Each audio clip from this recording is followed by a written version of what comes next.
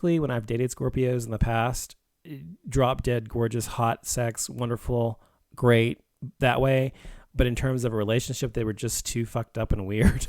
So it was I couldn't deal with Scorpios in terms of the dating life, but I dealt fine with them, sexually. It was good. It was always a really highly attracted state we had between us, as well as Cancers, as well as Aquarians. Usually had a very high sexual chemistry with. Usually, Libras. I've known a few Libras. I usually get along with Libras. They're fine to be friends with. I've never dated one that I can recall, but I've been friends with a few that I have no problems with as friends. Darling Nikki says Scorpios burn out quick like a flame. Yes, that's true a lot of the time. And, I can be friends with a Scorpio. I just could never date one. I could be friends with them, and usually it's fine. But dating a Scorpio is out of the question. I just could never really. Never. If I were single, I mean. That's a good thing about my relationship with my husband, because he is a Sagittarian, and I've always gotten along with Sagittarians. And actually, he's the first Sagittarian I've ever dated. I've never dated Sagittarians. I've always just been friends with Sagittarians. Well, that's not true. I dated one Sagittarian. We had a good relationship for a while. But most of the time, they've been not Sagittarian. So I've never really known that I could have, such a really good rapport with Sagittarians until I met my husband. I mean, that's not true. I've had plenty of friends who, like my best friends, 3 of my best friends in my life were Sagittarians, oddly enough. The reason for that is, though, Geminis and Sagittarians are polar signs. Meaning, if you look at a astrological wheel or astrological chart, it has all the signs on it. It's a wheel. It's like a sliced pie or whatever. It is. You will have on there the Gemini right across from the from the Sagittarian. And that's what makes a polar sign. And so each sign that's like that on the chart, each sign that's across from one another on the chart have a special relationship and a special understanding. Sagittarians usually get Geminis. Geminis usually get Sagittarians. And because they're very similar, but they're different. So that's why they're considered polar signs, because they really are kind of a completion of two poles of a wheel. So anyway, that's why I think it works so well, because we have a natural inclination for one another in our personalities and stuff. So it's a good thing. So I love my husband very much. He's great, and we have a good relationship. So I'm fortunate that way. So anyway, anything else I want to say before I go? What else did I want to talk about? There was the Sing app. It's by Smule, Smule, Sing, and my friend David told me about it. And I got on there a few days back or last week or something, and I downloaded it to my iPhone. And what it is, it's an app that allows you to karaoke on your iPhone. And I love to sing. It's fun. And I got on there, and you can sing with other people for free, or you can pay to sing your own song by yourself. And so the first few times I did it with other people. And, as I said before, some of the people on there could not sing at all. I mean, some really horrible singers. Not that I'm a great singer. I'm not a bad singer, but I'm not a great, an opera singer or something by any means, or somebody who's going to be a star. But I can carry a tune at least. And some of the people on there could not carry a tune at all. And then there were other people on there who were amazing, who should have their own fucking recording contracts. I was like, wow. I mean, they sounded like the fucking singer who did it originally, usually.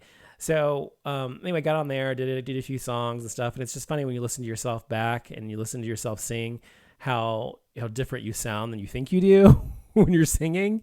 But it takes a lot more thought than just singing something out. Because if you're singing in the car or singing in the shower or whatever, it's really kind of easy just to, just belt out a tune. You're not thinking about if you're on key necessarily. You're just singing because you like to sing.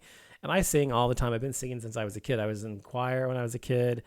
From the 4th grade, 5th grade, I was in choir, 4th grade, 5th grade. And then in middle school, I was in the band. And then in high school, I was in theater and also singing in theater as well. So I've always been musical. And as I've said before, I played the violin since I was 5. I played the piano since I was 8. I played the trombone since I don't play it anymore though, since I was 13. And then I still play also the piano. Did I say that already? Oh, the guitar. So piano, guitar, violin is what I play now. But anyway, so it's yeah, I don't see a big chance of that happening.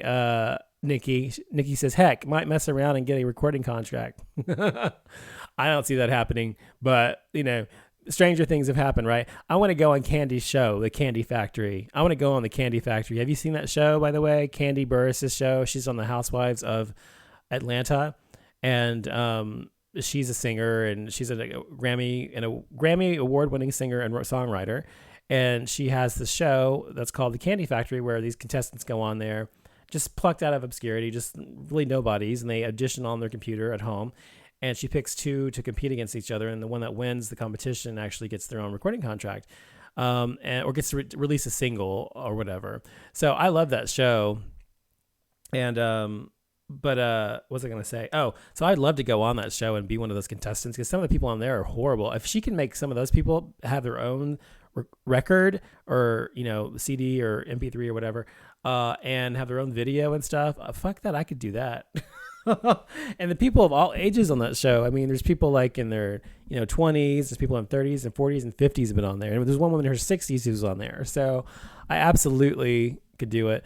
So maybe I'll audition for her next season and see if I can get on the show. I think I could do it, actually. It'd be fun. But you know what shows I'd love to get on? I would love to get on The Amazing Race. Michael and I were talking about this earlier today. We both love to watch The Amazing Race and Big Brother on CBS. And we were saying he would do really well on Big Brother because he could have a really good social game. He gets along with people really well, and whatever. He's not divisive or he's not opinionated at all, really. And so it's easy to get along with him. Me, on the other hand, on Big Brother, I'd be so divisive, and people saying things to me, whether it's racial or homophobic or whatever the case may be, I would not be tolerating that, and I would be telling people off, like, bitch, excuse the fuck out of me, I'd be telling them off, and I would not be tolerating it, and I'd get myself kicked out, the first week, I'm sure of it. So there's no way that I would last in that show, because I just no way I could last in that show, because you really have to keep your mouth shut. I mean, there's times on Big Brother where you really just have to keep your fucking mouth shut and just play the game, and in spite of what's going on around you, so that you won't become a target, so people will keep you off their radar. That is something I would not be able to do, unfortunately, just by virtue of my personality. However, on The Amazing Race, I would do really well because I know geography very well. I know French. I speak French fluently, and I speak English, of course. I know some Spanish, and I know a lot about different cultures, and I just am good at directions and driving, and I like the stuff that you do on that show. That's fun, and you win $1 million on that show. So I would love to do that. So I told him I'd love to go on The Amazing Race, and he would like to go on Big Brother. So we'll see what happens. But he's auditioned for Big Brother a couple of times. He hasn't gotten accepted. Or I think he did it once, actually. But we haven't auditioned for Amazing Race, which I think we both should do. And since last season, there was a gay team. The season before last, a gay team won. Last season, it wasn't a gay team. So now it's time for another gay team to go on there, a gay couple, and win. Oh, by the way, speaking of Big Brother, darling Nikki, since you're such a big fan as well, let me tell you this. I heard from a little birdie about Big Brother. A friend of mine, he's friends with one of the producers or whatever, okay? And he said that he's friends with a friend. A friend of his is friends with one of the producers on Big Brother, okay? And he said that his friend told him that Big Brother is somewhat rigged or somewhat guided in some ways. And I said, well, how is that possible? Because America votes. And I said, the people in the House vote. How could the producers really control what goes on in the show? And he said, well, when you go in the diary room, that's when you talk, of course you give your spiel about they ask you questions about what you think about this, what you think about that, blah, blah, blah. And they'll kind of suggest, well, don't you think you should vote for so-and-so? Well, what about voting for so-and-so? What if you vote for so-and-so? This could happen and this could happen, blah, blah, blah. And so they sort of feed them some ideas on what is supposed they suggest to happen. Anyway, apparently one of the major producers of the show is very good friends with one of the contestants on the season. And I can't stand the bitch apparently he's good friend, or he or she, I don't remember, he didn't say it was a he or she, is good friends with Amanda. And she apparently is the favorite to win this season of Big Brother, meaning that to some degree or in some fashion, some way, Big Brother is rigged. And they already have her pegged to win, which I could believe. Because also this friend of mine said he heard Helen say on the After Dark show, because he watches the After Dark show, that the diary room told her not to vote out Howard or whatever, not to vote so-and-so out. And so she didn't. And so I'm not real sure what to believe. Is it real? Is it not real or whatever? Because I really think that, I mean, I hope not, because the thing is, I really want it to be real and really be in the people's hands who are actually on the show, right? And not just fucking rigged like every fucking thing else. I mean, I know not all reality TV is all completely real, but I mean, it's a fucking game show. You're supposed to actually have rules, follow those rules, and not have people cheating and shit. So anyway, so Darling Nikki says the same thing. Darling Nikki's confirming what my friend told me. She says, yeah, I heard that Amanda was going to win because she was in good with Allison, one of the producers. See, that pisses me off. And I told Michael, and Michael is a huge Big Brother fan. I mean, he's watched every season since the beginning, and he got me turned on to it when we met, 7-8 years ago, whatever. And he loves it. And so I told him, he's like, man, if I watch this, he said, if she ends up winning the show, I'm not watching it anymore because it's rigged. And so that's what I thought too. So I agree with him. If fucking Amanda wins that goddamn show, I'm not watching it anymore because, first of all, she's a fucking cunt. And I don't like her. There's nothing redeeming about her personality at all. She's whiny and she's controlling and she's just a bitch. And of all people on the show, for her to be chosen to win sucks. Last season, I think it was last season when Ian won, the short little geeky guy, that seemed to be either they played it really well. It seemed to be very organic the way he won, like it was real, and he just made the right choices and made big moves and won. So hopefully that's true. Darling Nikki says, wait, hold on. Where is it? Darling Nikki says, plus they get a daily stipend, and Alyssa slipped up and told, and they called her in the diary room. Well, I knew they got a daily stipend, Nikki. I mean, I knew that because anytime you're on TV, they have to pay you a daily price or whatever, the scale or whatever. You're supposed to be paid scale no matter what show you're on. If you're on television, you're supposed to be paid a sum per day, per appearance. So since they're recording them literally 24 hours a day, they have to pay them something. So that doesn't surprise me at all. I figured that anyway. And she said, did you see the video of all her racist comments? It's on Janelle's fan page. Whose racist comments? You talking about Alyssa? I thought Alyssa was cool. Are you talking about Amanda's racist comments? Amanda, I can believe. I know Amanda has been a bitch and a big old racist.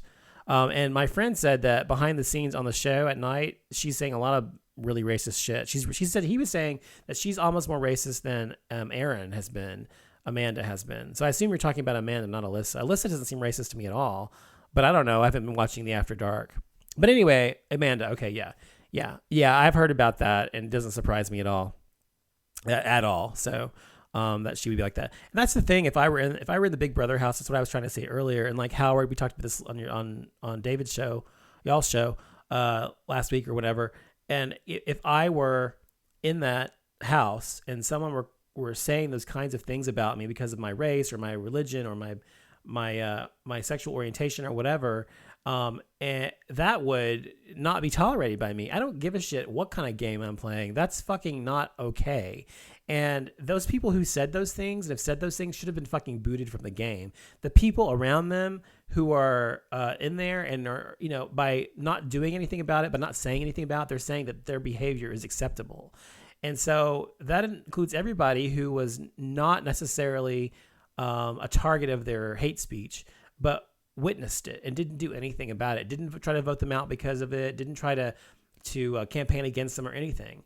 And so I really hate that. That's why I hated that Candace got voted out and that Howard got voted out, because a lot of it was, I'm sure, under subconsciously anyway, racially motivated because they were racists. They just really were. Well, Spencer said some things too. Did you see what Spencer said? I mean, Spencer said some bad things, by the way. I don't really like Spencer. The beginning of the show, he said some negative things too that I didn't really care for.